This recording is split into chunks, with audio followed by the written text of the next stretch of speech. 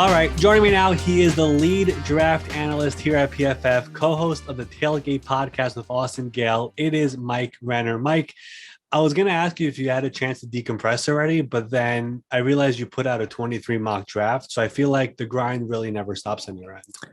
No, I have actually. It's kind of nice to just watch tape on guys with no stakes at play. I can say whatever at this point, about 2023, and no one's going to care a year from now. Whereas 3 days ago, whatever I said had to be pretty damn accurate, or else I was going to look like an idiot very shortly. So it's very nice, I'll say.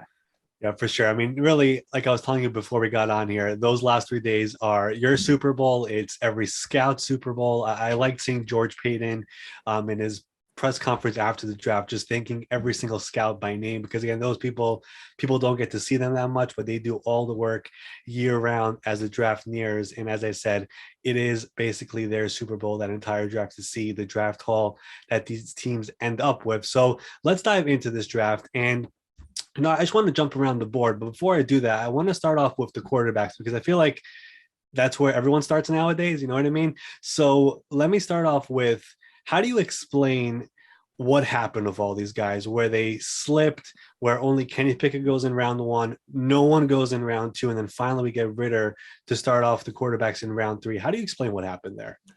I think it's two things to me. One is that so many teams got their guy this offseason. There was so much movement that people found quarterbacks. There weren't many spots for them. And then two, the spots that are quote unquote available, where you would say these teams definitely need a quarterback, whether it's Detroit, whether it's Atlanta, whether it's Seattle, teams that passed early on in the draft that people were pointing as options for these quarterbacks. They're waiting. They are realizing that, hey, this guy that we're going to draft this year in this draft, it's not going to be our guy. The quarterback position is such a binary thing where evaluators either believe franchise guy or not franchise guy. And if they're not a franchise guy, people aren't even going to waste their time with them. So I think it's what you saw a lot of these teams do, is just say, these aren't franchise guys, besides obviously Pittsburgh and Kenny Pickett. So if they're not franchise guys, we're not even going to waste our time using premium picks, top 50, top 75 picks on these guys, and let them fall to whoever, because we're going to be a next year's quarterback class. We're going to be a next year's free agency class, whatever. We're going to find other options for quarterback. We're not going to waste any energy on this class. And interesting, because one of the stats that I don't think it's brought up a lot, but there are obviously a lot of first-round quarterbacks. When it comes to second-round quarterbacks, there aren't that many, because if you want your quarterback, you jump back into the first round because you believe he's that special quarterback. You get that extra year. In the second round, it's very rare that we get quarterbacks there. We've seen it, of course, but you end up with guys like the Hackenbergs and the Geno Smiths or whatever it is, and those guys don't end up panning out. It felt like that's what we saw this year, where if he's not going in the first, we're not taking him in the second. Then eventually we saw them go off the board in the third, and so on. Now, Renner, Malik, Corral, and I'll probably throw in Howell as well, because I know you were pretty high on him. From all those guys in the situation that they landed in, do you see any potential long-term starters there? That's the thing about this class. It's these guys had enough talent to be long-term starters. The one place I would say I would think 3 years from now, I bet he gets a chance to start, is Malik Willis in Tennessee, just because of Ryan Tannehill's contract and because of how Tennessee has fared, under Tannehill. I think they're going to ultimately set their sights higher. And when contract negotiation standpoint comes up, I think it's going to be, hey, we're not re-upping Ryan Tannehill at $40 million a year. That's just not a path to a championship. So they're going to either try to trade him or do what they can to salvage some value back from that, to then let Malik Willis take over. So I bet he would take over. I bet Renner starts here early, but I do think the Falcons will take a quarterback at the top of next year's draft as well, because they're not going to be that good this year. And then the one kind of wild card to me is Sam Howell in Washington, because obviously our thoughts on Carson Wentz is that he's not worth what they traded for him, and not worth, starting for 17 games. So it would not surprise me if at some point in time he gets the reins. Now, do I see any guys franchise guy? No, that's why they were 30th on the PFF board. I really do think there's a lot of flaws in this quarterback class. The NFL seemed to agree. Interesting. And, I actually gave the Titans a quarterback. I don't really like doing mocks. I made one this year for PFF. I gave them Desmond Ridder at 26. and you basically aligned why because of Tannehill's no guaranteed money. He'll be 35 or 34 very soon. And of course, his last performance was a pretty bad one against the Bengals. And it just felt like that coaching staff never fully committed to him. So it felt like they Yes. could be a potential quarterback destination. And they get the quarterback that everyone, gave the term of the most upside. And that's what they believe Malik Willis could be there in Tennessee. Why not take him in the third round? Now, let me go into this draft a little bit more and jump around the board. And I guess we talked a lot about the Jaguars, Trayvon Walker. Everyone knows why they preferred him over Aiden Hutchinson. Let me talk about the Lions because I love what they're doing. And I've been on them on the record since Brad Holmes got there. I feel like they're finally doing this thing the right way. Your outlook on the future of the Lions is where right now after this draft? High. To me, once Aaron Rodgers retires, and obviously that's a ways down the road, but like their trajectory versus everyone else in the NFC North trajectory is pointing up. And they have by far the worst quarterback situation in the NFC North. But I would take them behind the Green Bay Packers right now if I'm starting, if I'm a GM or whatever, head coach wanting to take over a franchise, it would be theirs after the Packers because of the talent they've accrued, of the situation they have, very solid along both lines of scrimmage to where this team is close. It truly is a quarterback away. And so if they're not in next year's quarterback class, they'll at least be a quarterback destination, as we've seen, quarterbacks being more and more willing to be on the move. This is a spot that, for as much as the Lions sort of before this, you'd never think that's a destination spot for a quarterback. And obviously Matthew Stafford's entire career was indicative of that. They might actually be someone that could attract a top QB. It just felt like when Brad Holmes, Dan Campbell were hired, they both got 6-year deals and they were given from ownership, just be patient, do it the right way, build it from the ground up. And last year you go and get a Penei Sewell in the trenches, right? And you don't overspend in free agency the way the last regime did, and you stayed patient. And now this draft, you get Aiden Hutchinson. And really the one that really was fascinating to me was the Jamison Williams pick, trading up from 32 to 12. I'm curious to hear from you, the draft strategy wise, what did you think of the Vikings doing that trade? Not only doing it, but doing it with a division rival. It just didn't feel like they got enough in that scenario. I agree. And now, obviously, our chart, the PFF chart will say, they still won from a purely wins above replacement perspective and what those picks on average turn out to be. But you're not, you win in the NFL by using the Jimmy Johnson chart for trading back to get more, because that's, by using the chart that everyone else uses to then get even more value on top of that. So while they got minusculely more value, like to me, they weren't really in a position where I would have done the same with what was on the board for them there at number 12. Now, this was a deep class. They did get a number of good players. I'm not the whole don't trade within your division guy. I think that criticism is overblown. Your ultimate goal is the championship. It doesn't really, obviously with the amount of wild cards nowadays and only one bye, winning your division isn't nearly as meaningful as maybe it was in the past. So I don't overblow that, but I do think they could have gotten more value. We saw much bigger values accrued via trade back than what the Vikings were able to do on that trade. Yeah, I mean, just dropping from 12 to 32 and not getting a future one when Detroit has 2 of them next year, by the way, including the Rams pick, it just felt like there could have been more got in there, and it wasn't. And Detroit ends up getting Jamison Williams. And then in the second round, they still had a pick, and they still end up getting a pass rusher, right? Yeah. Was it pass rusher or linebacker? Josh Pascal. Yeah. Yeah, exactly. Yeah, right. And he's another player that I believe you were very high on, right? Yeah. So he was 46, comes off the board. He was 44th.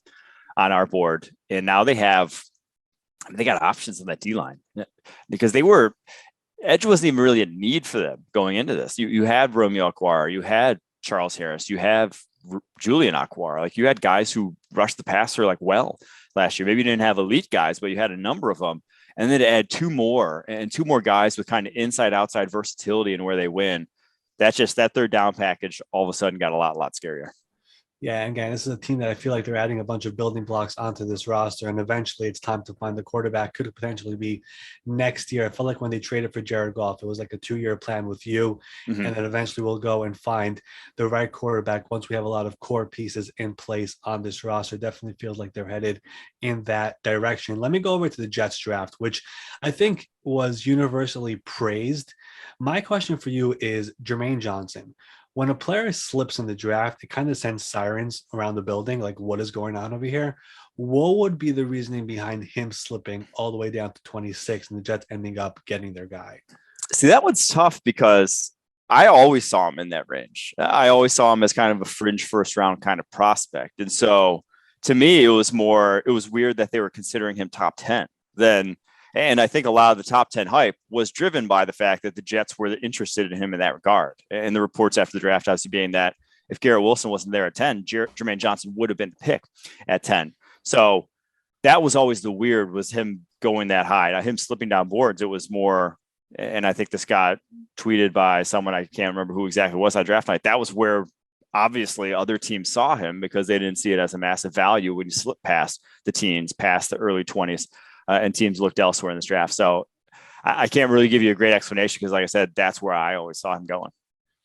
Interesting. I'm curious just to get the overview on this Jets draft, though.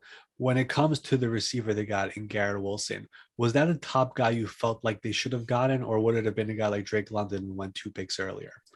I don't think they could have gone wrong with either of those. Drake London's obviously a different skill set than what they have in that roster, but I will say with how San Francisco runs their offense, they like interchangeable pieces. They like guys who can do everything in that offense, and so Garrett Wilson can do everything. He was the most all around of the top group of wide receivers in the route tree that he could run, in the role that he could fill in your offense, and so I think that's why they coveted him. And like I said, the reports were after the fact that he was their wide receiver one in this draft because playmakers with the ball in their hands and guys who could do it all.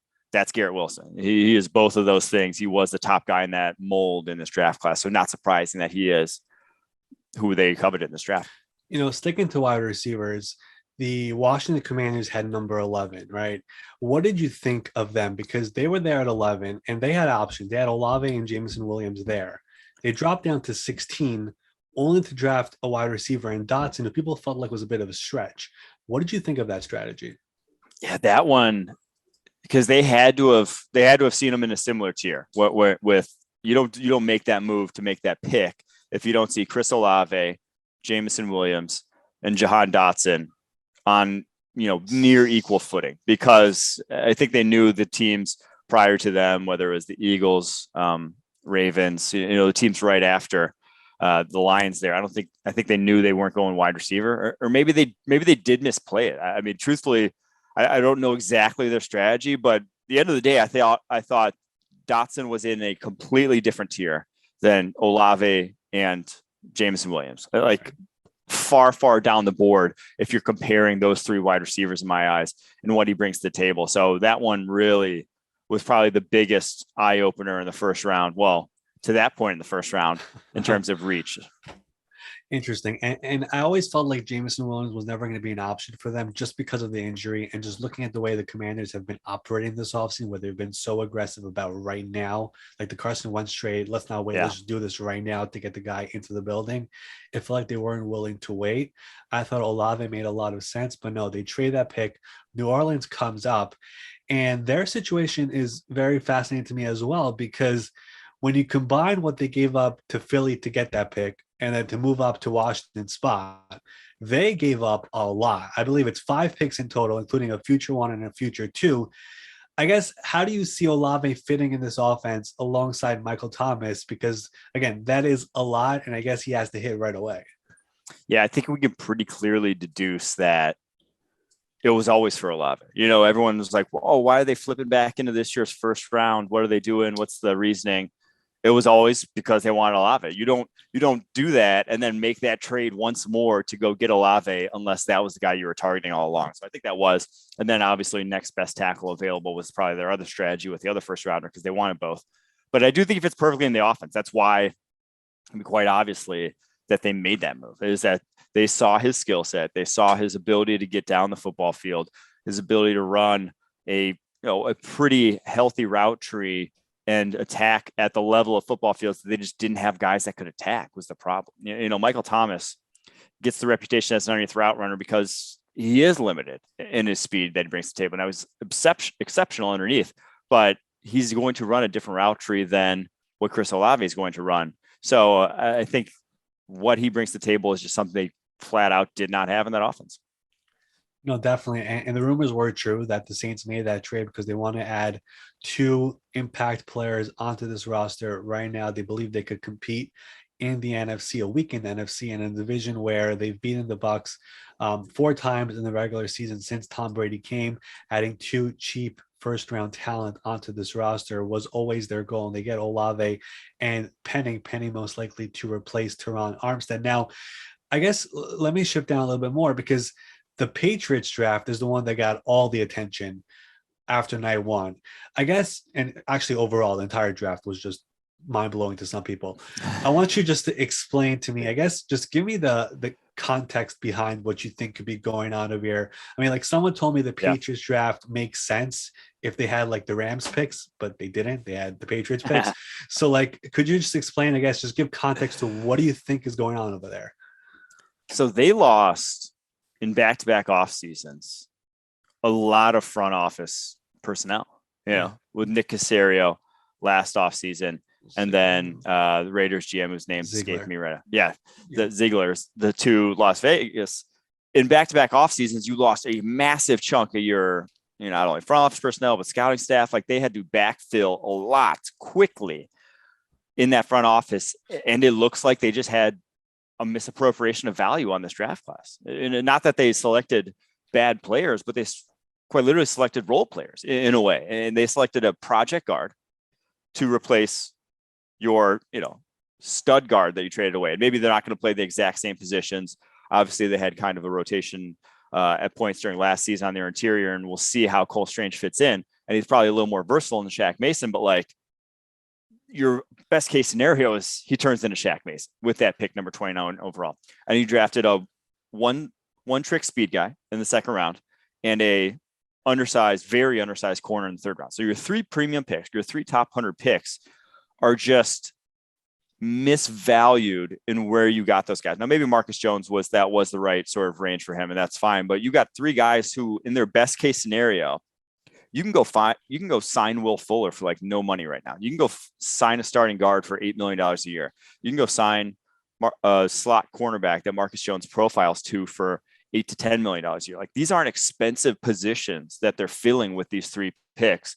So it's difficult for me to see the strategy behind this other than they just misappropriated value with the complete lack of, like I said, front office personnel there to really get a handle on this draft class. So I was wondering about that, and I went back to look at the Patriots draft call this year to Strange and their draft call last year to Mac Jones to see who was in the room.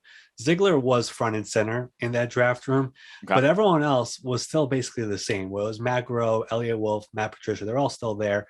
I know that Ziegler took people with him, I know he did. And I know Caserio took a couple people as well. I was kind of wondering, do you believe like the Patriots, when it comes to just setting up a draft board compared to all these other teams, it's just far different than everybody else and they don't care about everyone else's opinions or the consensus and all that? I would bet they don't. Yeah. It quite literally has to, with what they picked, because those were not, Cole Strange would have been surprising to go 20 picks later. 50th overall, Cole Strange would have been a surprise. 75th overall, Tyquan Thornton would have missed. Like move each pick back, Strange to their second round, Thornton to their third round. Those are still surprises at where they went. So I do think that they just didn't pay enough attention to outside where these guys were valued, because they quite literally could have kept trading back and gotten these guys later. Yep, and Bill Belichick said after Thursday night that they could have traded back. They also felt like Strange would not have been there if they kept on doing that. I guess they could possibly have some intel, but again, you never know. I mean, this guy could end up becoming Logan Mankins for all we know, which was, I believe, a questionable pick as well back then. He ended up faring out pretty fine, but then again, the consensus board, he was nowhere near the first round, more towards the back end of 2, possibly 3. We'll see how he does there in New England. Now, the other trade that I think, or the other pick that kind of got a lot of backlash, and it was a trade, it was the Cardinals going for Marquise Brown. Now, knowing what we know now, with the Hopkins suspension on top of that, he's entering year 4. He reunites with Kyler Murray, and they're very close friends. There were no viable receiver options at that pick. Does the trade make some sense to you when putting all the pieces together? It does. And especially when you take into account, and now they probably didn't know this when they made the trade, because it happened before they were even on the clock. And I think it was going to happen regardless of how the board fell on Thursday night. But like, he's better than any guy that could have fallen to them. Like, they went, 6 guys went in the top 18. Now, if like Chris Olave had fallen to them, someone else had fallen to them in the draft, we would be looking at this and being like, yikes, that was probably not what I would have done. But of the receivers that were on the board, he's probably, quite literally will be better next year than any of those other guys. So from that perspective, you have an easy W and a guy can play at the NFL level, can play with the quarterback that you have in a unique situation that you play with him in college, and a quarterback that you have to appease. Now, was it more than kind of the market value that we've seen for trades this offseason? Hell yeah. Like, when absolutely Austin actually got some inside intel. I can't exactly say where it was from, but he said before the show on Thursday night, Marquise Brown's getting traded tonight. And I'm like, do you mean tomorrow? Because I assumed it would be for a second or third round pick. Like, why would you announce the trade tonight? Right. But it was for a first rounder. So like, for the Ravens, make out like bandits in this, because he did not have first round value to them in that offense. But I can see it from the Cardinals lens. Like, they are in a mode where Kyler Murray is going to be cheap this year, semi-cheap next year on the 5th year. Like, this is your window. If there is a window. Now, it's still not a great roster, but this is your window. So might as well go all in as you can in that. So I don't hate it as much as I did on first glance. Like, I still think they got a good player, but I do think that they were the only team in the NFL that would have given up anywhere close to that amount of picks for a guy like Marquise Brown. I would be hard pressed to see, if anyone else in the league would have even given up a second for Marquise Brown at this point. I was going to ask you, and I guess you kind of answered it, but should the Packers have considered doing that? Consider where the wide receiver board was at. That one's tough. I don't think he fits that offense or fits what they've wanted at the receiver position. They've never had a guy that small in Green Bay at any point in their tenure. And like, Deshaun Jackson became available at times throughout his career, who played with Aaron Rodgers at Cal, and they never even explored it. So through that lens, I don't think he was even on their radar, because they just don't go for tiny or undersized kind of wide receivers. So I think they should have. I mean, I think he would have paired well. I think he would have been a better use of whatever, those 2 second-round picks than where they used him on, but they just probably wasn't even on the radar. All right, so let me ask you about the Packers. I know you were born in Wisconsin, grew up a Packers fan. What did you think about their draft, where everyone is just pounding the table for a receiver? They go defense, but then they trade 2 seconds to move up to get a receiver in the second round. I guess their draft overall, how was it? Yeah, the first round, I had no problem with skipping wide receiver at that point. Once 6 came off the board that early, you were reaching for whoever it was. It was going to be, the value just was not there. So I didn't hate that at that point. And the 2 players they got are NFL ready guys, incredible athletes who like scheme fits and needs. Like, I have no issue with where they went in the first round. And truthfully, Devontae Wyatt is probably one of my favorite picks of the entire first round, the value they got there. But then the second round, I just thought with this receiving core, with no building blocks, like no long-term pieces whatsoever, you have options maybe this year, but after this year, you could be without Lazard, without Cobb, without Sammy Watkins again, and just be at ground zero in terms of building this receiving core. I thought 2 guys, use those 2 picks in the second round. And that was kind of where the wide receiver class was shaping, where Sky Moore ended up being on the board. Jalen Tolbert ended up being on the board. I think pick 53 actually ended up being Alec Pierce himself. So like, he ended up being a wide receiver. So there were going to be guys there. And I thought just go swing at 2 of them, or maybe even 1 and a tight end.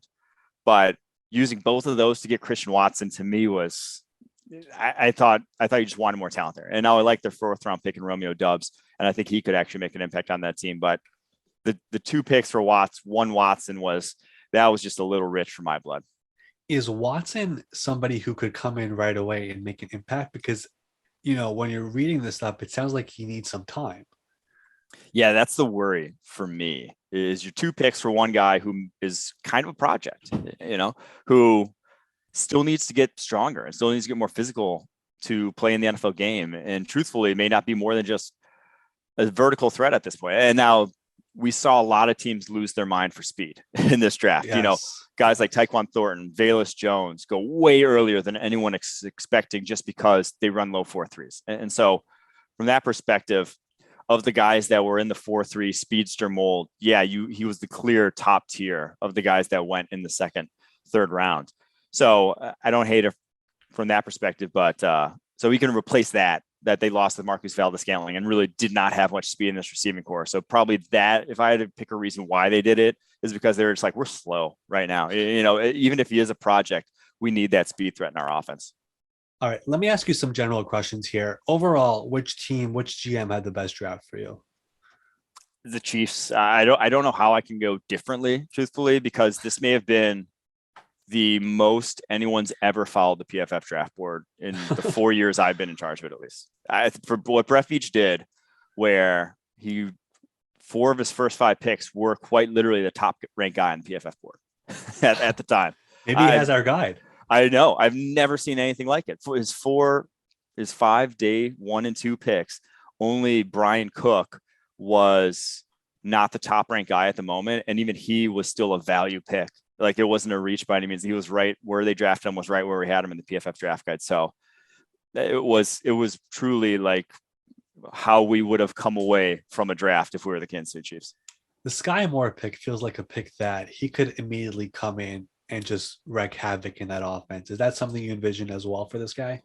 I do. And he's going to, and the thing is, like, he can play the Tyreek Hill role. He's not going to be Tyreek Hill. No one's Tyreek Hill, but like jet sweeps, wide screens, scheme targets, yak stuff, even like getting vertical from the slot. He can do all those. Obviously not to the degree Tyreek Hill can, but Juju wasn't doing those things. MVS wasn't doing those things. The receivers they had in that roster right now weren't going to be able to operate like that in that offense. Sky Moore can. And so that to me, to get a guy like that, because there aren't, it's a unique skill set to have an all around with that sort of dynamism. And for them to get that in the middle of the second round, even after a trade back, I thought was one of the best picks of the draft. Yeah, while we're on the Chiefs, I forgot about this, but this was probably one of the other questionable stuff for me. But when they traded up with New England in the first round to get McDuffie, did McDuffie not make a lot of sense to you for New England? He is undersized for probably some of what New England wants to do in terms of like press ability. And obviously they kind of went way away from that with the guy they drafted in the third round. So I have no clue at that point, but he would have, he's in my opinion, he's a much better corner than where they did go with Marcus Jones in the third round. Like, he can play press. He's a versatile dude. He would have made sense for New England, a lot more sense than like Cole Strange. Could have made a much bigger impact on that team than. He honestly doesn't make that much sense though for the Chiefs either from that mold, because they press more than anyone else. So I'm curious to see where he ends up filling role wise for this Chiefs defense. That'll be interesting. Okay, let's get back on track here. Besides for Nakobe Dean, I think that's the obvious answer. Which player were you surprised to see slide and go later than expected? Yeah, so the Dean fell via injury. Bernard Raymond fell via injury. A number of guys, like, it's hard. Andrew Booth fell via injury. Like, it's hard to call those massive value picks when we know why they fell. And it's like, if that injury comes to roost, it's not a massive value pick at all. It's a wasted pick. So I can't say those guys. I think the one, and I think I don't want to say quarterbacks either, because that's kind of cheating as well. I don't think you can really put that on to say, with everyone falling at the quarterback position. So the one I think that I was sold that people were high on that did fall is the one we already talked about in Jermaine Johnson. I thought he was going to go top 10 in this draft. I thought he could go because the personality, because the work ethic. I thought he could have gone ahead of someone like Kayvon Thibodeau in this draft. Obviously, I didn't see it that way, but I was buying kind of what we're sold from the media perspective.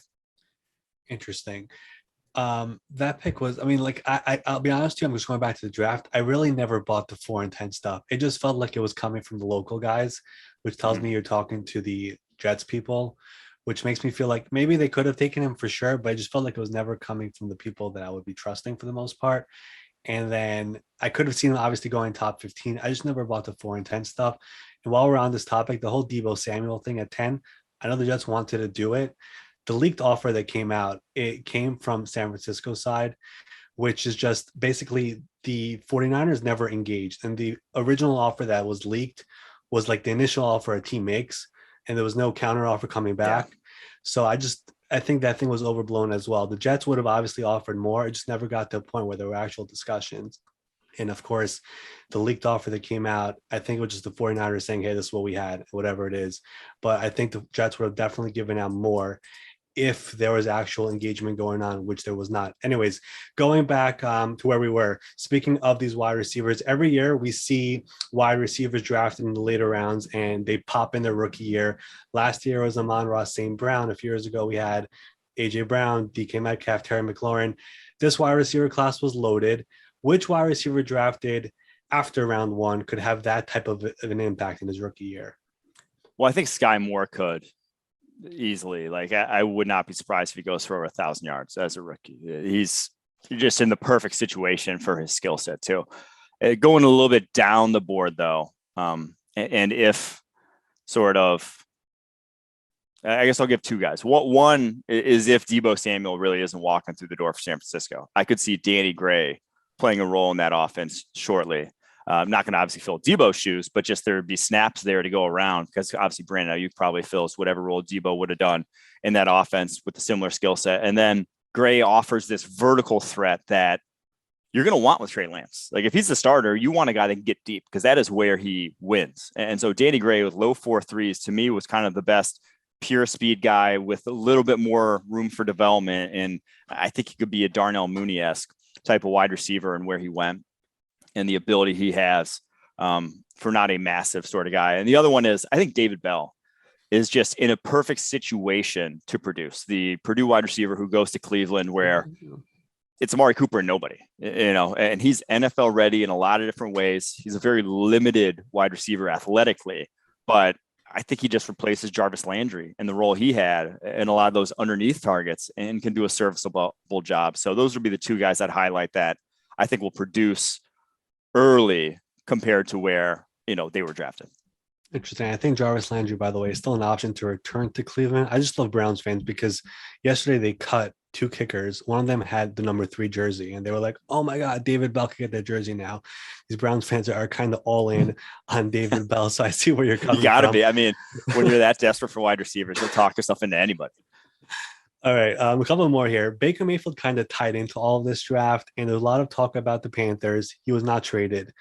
Do you see a landing spot for him right now? No, truthfully. And that's the wild thing is Panthers aren't going to flip a pick now. I think they'd be crazy too. Or not crazy too, but like they just have so many guys there at the moment. Seattle seems pretty entrenched of letting Pete kind of ride off in the sunset with this pretty rough roster. And then after that, Houston, but like they seem comfortable letting Davis Mills try to develop. So I'm not sure there's a clean, even if he gets cut, like I'm not sure there's a starting job out there for him, which is wild to me to see. Yeah, I don't think he gets cut. I think the talks with the Panthers were real on day 2 of the draft. They got stuck on money about how much they should eat on it, and it just didn't go anywhere. I personally thought that if they're stuck on money, at some point Baker's going to step in and say, I'll take a $2 million pay cut, just get me there. It never got to the point. It sounds like it was far of a bigger gap with those guys, and he's still stuck right now in Cleveland. Yeah. Can he even take a pay cut? Is that? It's not necessarily a pay cut, but it's more like, I mean, it is technically a pay cut. He could take a pay, just say Okay. 2 million, He 2 million from off the his 18.8. Exactly. Okay. Just say shed off a couple of million and I'll just go there. But it feels like the gap was far wider than that, and it just never got close. They trade back in to get Corral. Now he's there with Sam Darnold. I don't know what they're waiting for. I mean, unless they're just hoping for a freak injury, which is something you shouldn't hope for. But it's happened. It happened with Teddy. But the way these quarterbacks are protected, it's hard. I mean, like it's hard to hope for that. You know what I mean? And training camp is coming. it's coming up soon. I mean, there's no way he walks into the building with Deshaun there. I just can't see it happening. He was already requesting a trade before Deshaun got there. So Yeah. people saying he could just walk in and just be there if he gets suspended, I don't see it happening. All right, last one here, Mike. Do you think though with Baker, do you think he could get cut? I mean, ultimately, do you think there's any world where he gets cut? Because the one team that kind of sticks out to me that would be interesting to monitor if he gets cut is the Eagles. I think with how aggressive they were with Carson Strong, with kind of how little they are committed to actually Jalen Hurts, it would be interesting to me if he got actually cut outright, if they would be willing to bring him in for a quarterback competition. The reason why I can't is the money is guaranteed. And the fight with Carolina was about money. Okay. So if you weren't willing to do it there, why would you be willing to eat all 18.8? You know what I mean? That's where I'm stuck at. So the only scenario where it could get to that point is if Baker creates a mess, he creates a fuss, goes crazy, and it's a forced situation. But he could have done that already by showing up to voluntary workouts and just being there, which would have made everything awkward. Yeah. But he didn't do that. He's staying away. So I don't think it gets to that point, but it's kind of Baker has some control here. He does. He could create some awkwardness there. He just hasn't gotten there yet. Andrew Berry is taking it. I don't think the draft competition is the problem. It's the money that's the problem. And they were very far away when it came to Carolina's talks. And then they ended up going with Corral. Anyways, last one here. And again, I appreciate you coming on. This quarterback class, again, was deemed not so special. It does sound like next year's class has the potential to be very special. I guess looking at it now, how many first round caliber quarterbacks do you believe we have next year? Right now, I would put 4 guys firmly in that discussion. Like Bryce Young, CJ Stroud are going to be, I'd be floored if they're not first rounders next year, truthfully. It would have to have a massive step back from one of those two not to be. And then I would throw Will Levis from Kentucky. I think he showed enough in his first year, and obviously people are going to like that he played under Liam Cohen already as his offense coordinator. He's now the offense coordinator for the Rams. That's going to play in his favor, playing in pro-style concepts. And then the last guy that I really like that hasn't gotten a ton of buzz, but actually saw him in Dane Brugler's first-round mock as well, is Tanner McKee from Stanford, because former top recruit, he went on a Mormon mission. It's only his second year back from that. And I just think his feet and sort of how he sees the game is NFL level. The offense at Stanford is kind of a joke in terms of the talent around him and whatnot. Like his numbers are never going to look good in that offense, but I think the NFL is really going to like that guy. Interesting. Are there any guys, because every year there's those guys who just pop up all the time, like this past year was Kenny Pickett. We've had Baker, we've had Burrow. Are there any of those guys where you could see them jumping into the first round? Tyler Van Dyke from Miami, I know, played well down the stretch for De'Aaron King. I think in his second year of starter could vault himself in that conversation. Devin Leary from NC State had a good first full year as a starter. I think he could vault himself in that conversation. And then I would also throw Anthony Richardson from Florida. The guy is a monster athletically and like gifted wise. If he just puts it together, it won't take too many good games for him to really be in that first round conversation also. Interesting. The NFL record for quarterbacks in one round in the first round is 6 in 1983. There's potential for that next year. It feels like if everything falls into place. So got a long season ahead, but I think next year's quarterback class is already set up to be far more better than what we just had this past year in this draft. All right, Mike, I want to thank you for coming on. Everyone can follow you on Twitter. It is at PFF_Mike. Continue all the awesome work, and maybe you could get some rest as well here as we finally get through this post-draft element of the year. Congrats, Mike, on all the success, man. For sure, Ari. Thanks for having me on. I will definitely be taking that rest here soon. Appreciate you.